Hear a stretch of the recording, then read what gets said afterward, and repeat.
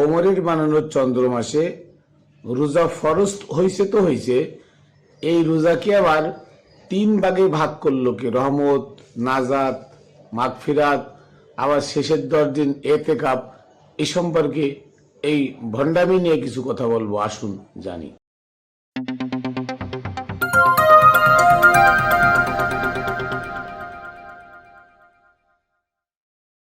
বিসমিল্লাহির রহমানির রহিম। আলহামদুলিল্লাহি রাব্বিল আলামিন, ওয়াসসালাতু ওয়াসসালামু আলা সাইয়্যিদিল মুরসালিন ওয়া আলিহি আজমাইন। প্রিয় বন্ধুরা, দেশে দূরে যারা যেখানে আছেন, সকলকে জানাই খাতুনে জান্নাত টিভি ইউটিউব চ্যানেল ও ফেসবুক পেজের পক্ষ থেকে আমি মাইনুল কবির শুভেচ্ছা ও অভিনন্দন। আমি আমার সালাম ও কদম বুসি প্রেরণ করি পাক পাঞ্জাতনের পাক দরবারে, সমস্ত অলিয়া উলিয়া গাউস কুতুবের পাক দরবারে, সমস্ত অলিয়া উলিয়া গাউস কুতুবের পাক চরণে, বাবা শাহ আলীর পাক দরবারে, আমার দাদা গুরু মুতালেব শাহ রহমতুল্লাহ আলাইহির পাক দরবারে ও আমার গুরু হজরত মানিক চাঁদ শাহ মাদ্দাজিল্লাহুল আলিয়া আমার দয়ালের পাক চরণে। বন্ধুরা, আমি আপনাদের সামনে তুলে ধরেছি যে নবীর ওফাতের 4 বছর পরে চন্দ্রমাস ওমর বানাইল, হিজরি মাস ওমর বানাইল। তাহলে ওমরের কোন দাদা সাত দেখে রোজা থাকা ফরজ বানাইল?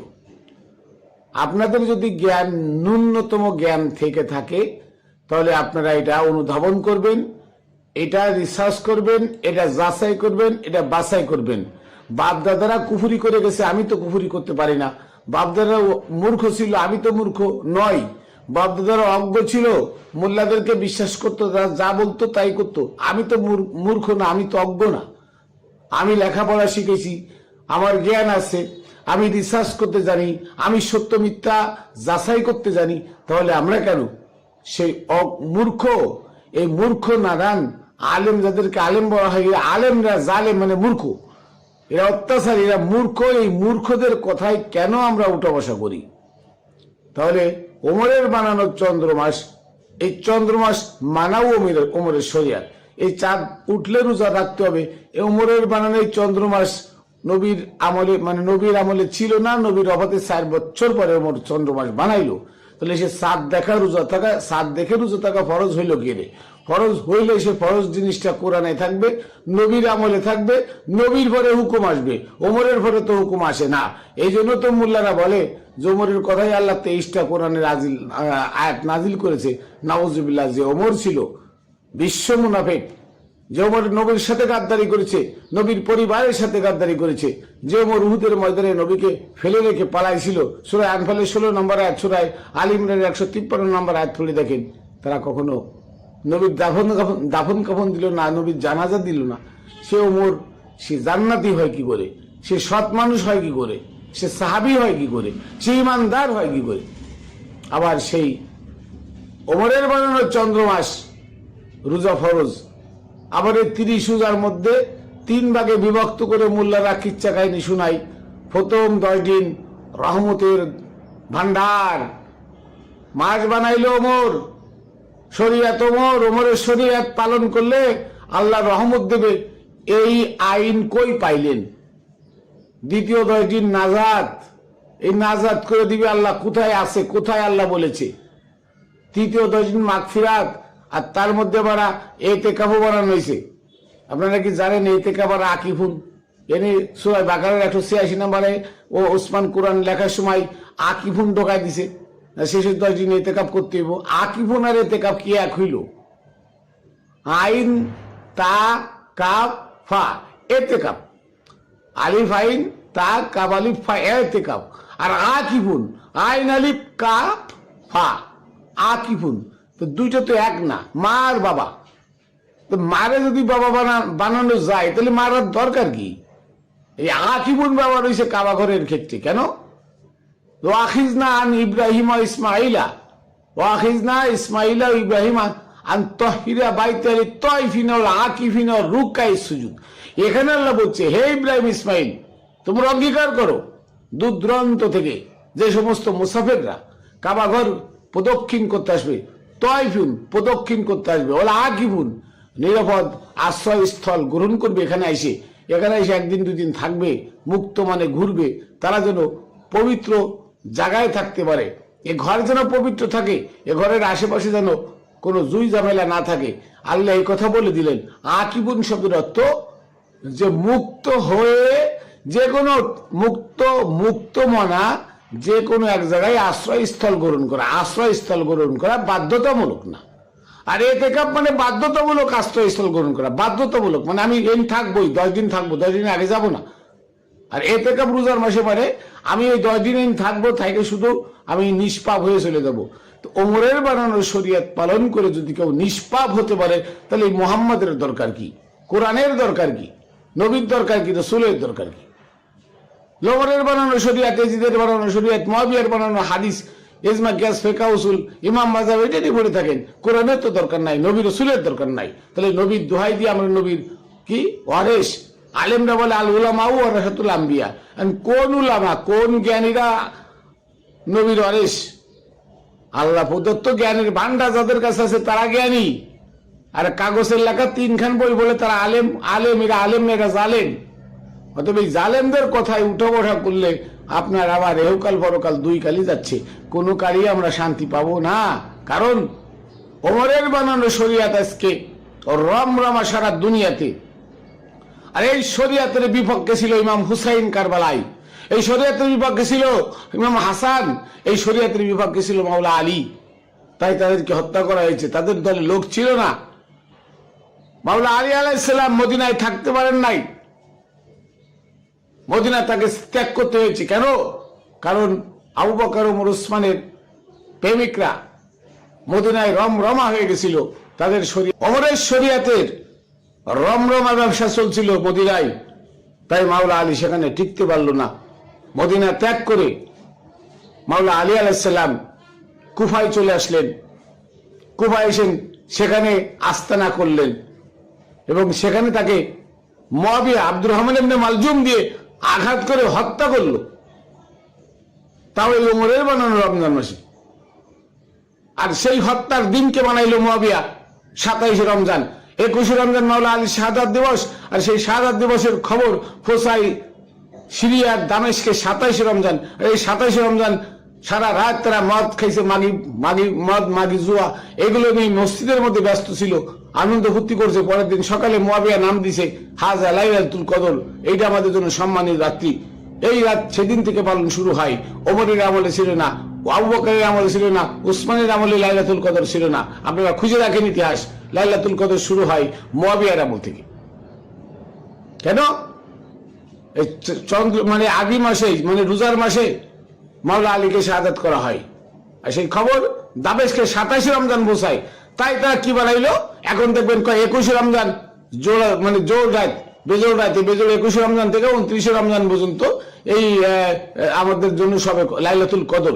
আরে ওমরের বানানো রোজার মাস, ওমরের বানানো চন্দ্র মাসে রোজাই তো ফরজ না, তা লাইলাতুল কদর হইল কি করে? তারাবি আসলো কি করে? আবার 3 ভাগে বিভক্ত রহমত, নাজাত, মাগফিরাত, আবার এর মধ্যে ইতিকাফ আইলো কোত্থেকে? আমার অবাক লাগে যে আজকে অন্ধদের কথায়, অন্ধদের ভক্তি করে তাদের কথা আমরা গ্রহণ করে তাদের পিছনে দৌড়ায় আজকে আমরা আমাদের জীবনটাকে নষ্ট করতেছি, জীবনটাকে সারখার করে দিতেছি। কোরআনের দিকে না যেয়ে আমরা ইজমা, কিয়াস, ফিকহ, উসুল, মোল্লা, মুন্সি, বলৎকার এদেরকে বাইছে নিছি, এদের কথা আমরা চোখ বুঝে শুনছি। এরা যা বলছে আমরা অন্ধের মতো সেটা করতেছি। আমরা একবার যাচাই করে দেখছি না যে ছেলে কান নিল এই কথা বলছে, আমার ছেলে, আমার কান আমার জায়গায় আছে নাকি চিল নিয়ে গেছে? আমি চিলের পিছে দৌড়াচ্ছি কেন? কান তোমার কাছেই আছে। তাহলে আজকে আমাদের উচিত সত্য পথ আঁকড়ে ধরা, সত্য পথে আমাদের চলা। এই সত্য পথ আমাদের ধরে সামনে চললে আমরা মুক্তি পাবো, আর অন্যথায় আমরা বিপদগামী হব, এতে কোনো সন্দেহ নাই। আজকে দেখেন, জীবনে একদিনও রোজা কাজা করে নাই, একদিনও নামাজ কাজা করে নাই, এমন একটা লোক আমাকে দেখান, এই লোকটা মারা গেছে, কবরে 7 দিন পরে তার লাশ আস্ত আছে, দেখান তো পারবেন না। কিন্তু আমি দেখাবো যারা জীবনে মসজিদের দিকে পিছাবো করে নাই, আর নামাজ রোজা তো দূরের কথা, পিছাবো করে নাই মসজিদের দিকে, মানুষের সাথে মিশছে কম, কথা কম বলেছে, সব সময় আল্লাহর ধ্যানে ছিল, তার ওলি কামেল গুরু আছে, এই লোক মারা গেছে, তার লাশ কবরে অক্ষত আছে, খায় নাই। কেন খায় নাই? ওই লোকই মুক্তিপ্রাপ্ত হয়ে গেছে দুনিয়া থেকে, অতএব তার লাশ কবরে খাবে না। অথচ দেখাইতে পারবেন না আপনারা একটা লোক, একটা মোল্লা মুন্সি, একটা আলেম জালেম দেখাইতে পারবেন না যে সারা জীবন নামাজ পড়তে পড়তে কপালে দাগ বানায় ফেলছে, 5 ওয়াক্ত নামাজ পড়ছে, 30টা রোজা রাখছে, এই প্রত্যেক রোজার মাসে 10 দিন করে ইতিকাফ করে সে কি হয়েছে, সে একদম নিষ্পাপ হয়ে বেরিয়েছে, অথচ মারা গেছে, রোজার মাসেও মারা গেছে, তার লাশটা কবরে ফুঁসে গেছে। নামাজরত অবস্থায় মারা গেছে, লাশটা কবরে ফুঁসে গেছে, তার লাশ অক্ষত আছে।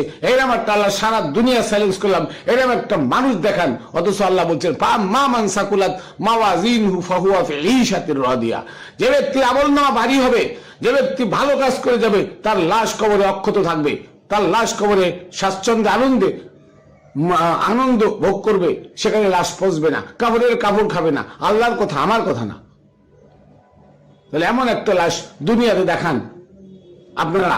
5 ওয়াক্ত নামাজ পড়ে মসজিদ বানাইছে, মাদ্রাসা বানাইছে, 5 ওয়াক্ত নামাজ পড়ে লোকটা মারা গেছে, তার লাশ অক্ষত আছে, পারবেন না দেখাইতে। তো যদি এটা দেখাইতে না পারেন, তাহলে আল্লাহর কোরআন আপনারা মানেন না। আপনার লাশ অক্ষত কি হলে থাকবে আল্লাহ বলে দিচ্ছে, কিন্তু আপনি সে পথে না যে জান্নাত আর 70টা হুরের লোভে আপনি মোল্লার কথায় অন্ধভক্ত হয়ে তাদের পিছনে দৌড়াইতেছেন। এটাই হচ্ছে আমাদের বোকামি, এটাই হচ্ছে আমাদের মূর্খতা, এটাই হচ্ছে আমাদের অজ্ঞতা। আমরা শোনা কথা বিশ্বাস করি, রিসার্চ করি না, আমরা যাচাই করি না। আমি যদি একজনকে একটা জাল নোটে 1000 টাকার নোট ঠিকই তো যাচাই করে নেন, যেটা অরিজিনাল না ডুপ্লিকেট। কিন্তু আপনার যে আমল আপনাকে মুক্তি দিবে, যে আমল আপনাকে পার করে দিবে, যে আমল করলে আপনি আল্লাহকে পাবেন, সেই আমলটা করবেন, যাচাই কেন করেন না? সে কেন অন্ধভক্তের মতো করেন? ওই আমলটা যাচাই করেন, যেটা অরিজিনাল না ডুপ্লিকেট। আমি এমন করে বলছি যে ওমর বানাইলো চন্দ্র মাসের চাঁদ দেখে রোজা থাকা ফরজ বানাইলো ওমরের কোন দাদা? আর সেটা আপনারা রাখেন সারাদিন না খেয়ে কষ্ট করে, শরীরকে কষ্ট দিয়ে আপনারা পরিশ্রম করেন। আল্লাহ বলে নাই, কোথাও বলে নাই হালালটা বর্জন করো। আল্লাহ বলছে হারামটা খেও না।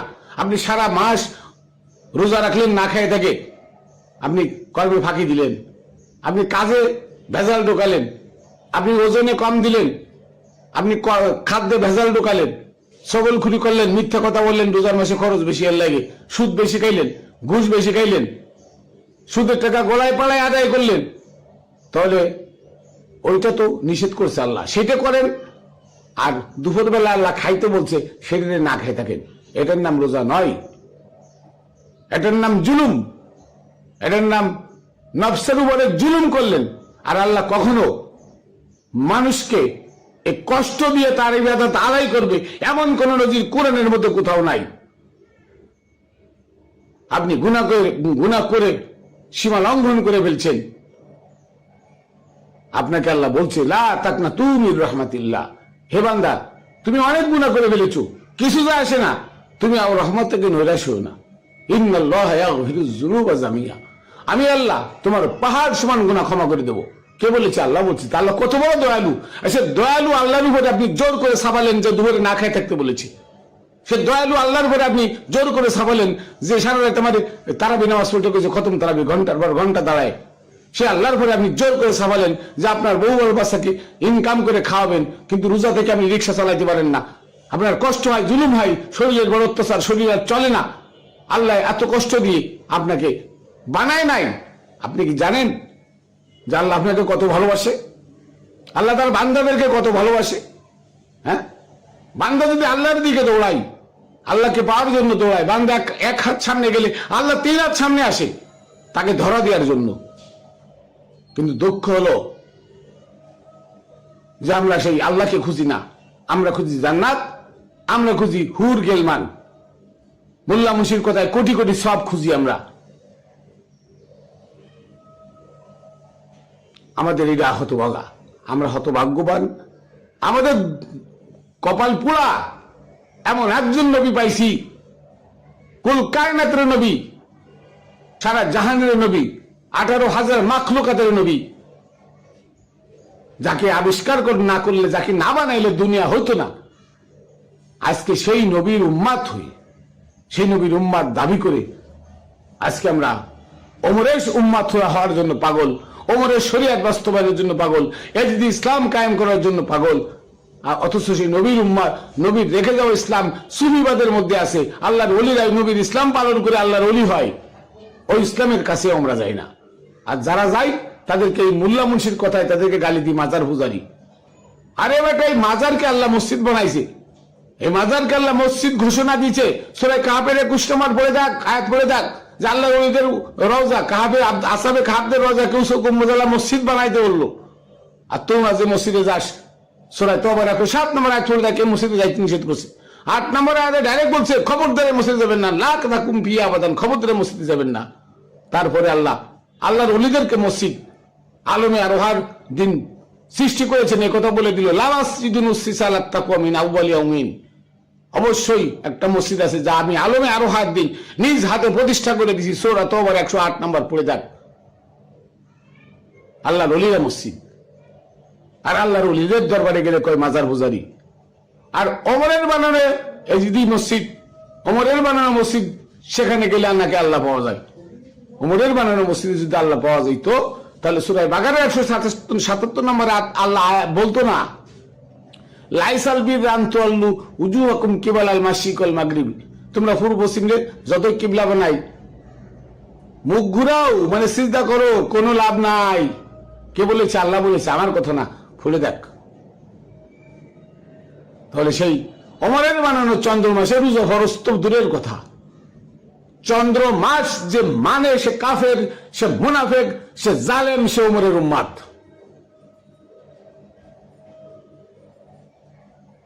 তাহলে আসুন আমরা যাচাই করি, আমার কথা না, আপনি গুগলে সার্চ দেন, কতগুলো ইতিহাস দরকার, গুগলে সার্চ দেন, সব ইতিহাস পাইবেন, ওখানে সব লেখা আছে বিস্তারিত। ওই চন্দ্র মাস কে বানাইলো, তারাবি নামাজ করতে আইলো, তাহলে ওমরের বানানো চন্দ্র মাসে রোজা কে ফরজ হইল?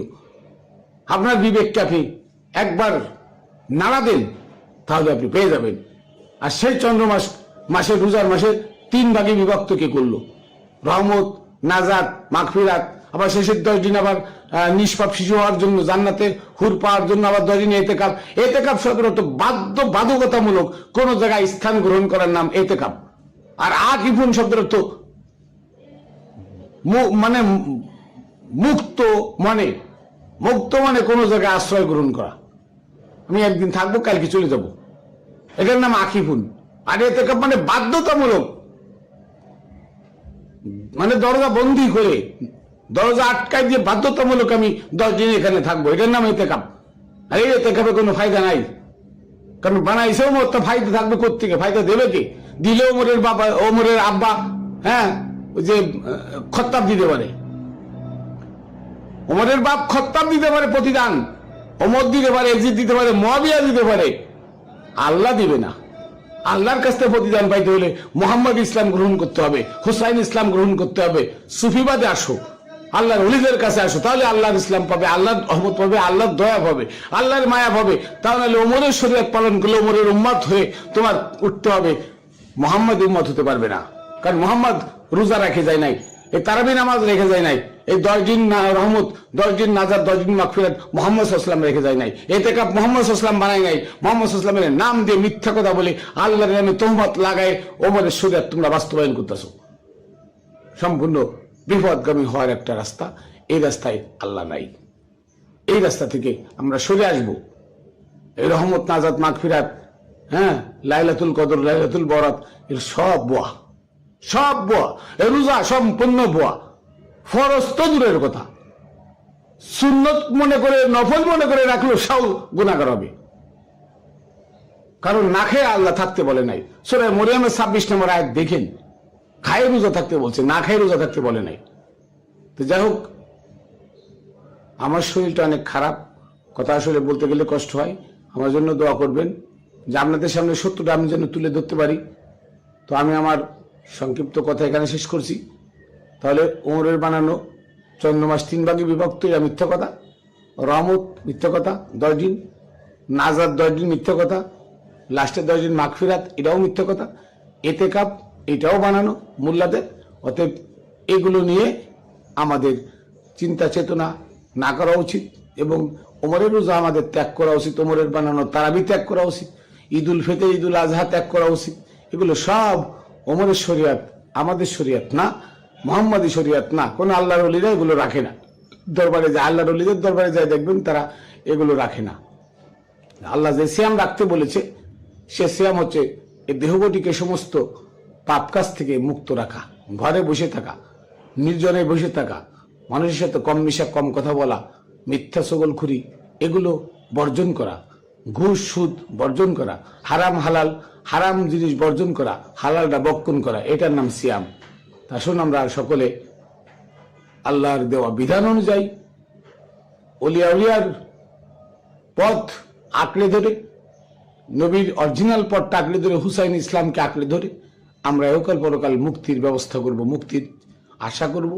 যদি আল্লাহ দয়া করে তাহলে আমরা সেই পথ পাবো, আর আল্লাহ দয়া না করলে আমাদেরকে ওই পথে আর কেউ নিতে পারবে না, এটা আমাদের তকদির।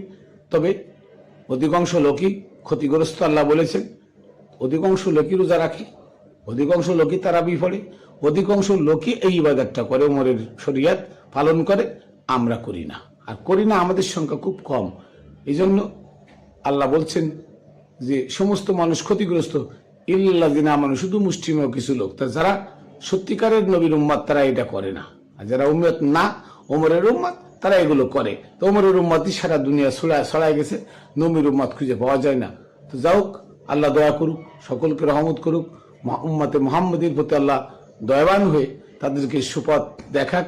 আমরা যতটুকু চেষ্টা করছি সত্য বলার, সত্য বলে যাচ্ছি। বাকি আল্লাহর রহমত যদি মানুষকে দেয় তাহলে সে সত্য পাবে, না দিলে সে পাবে না। এর জন্য আমাদের কোনো আফসোস নাই। তো যাক, আমি আমার কথা এখানে শেষ করছি। আমার জন্য দোয়া করবেন।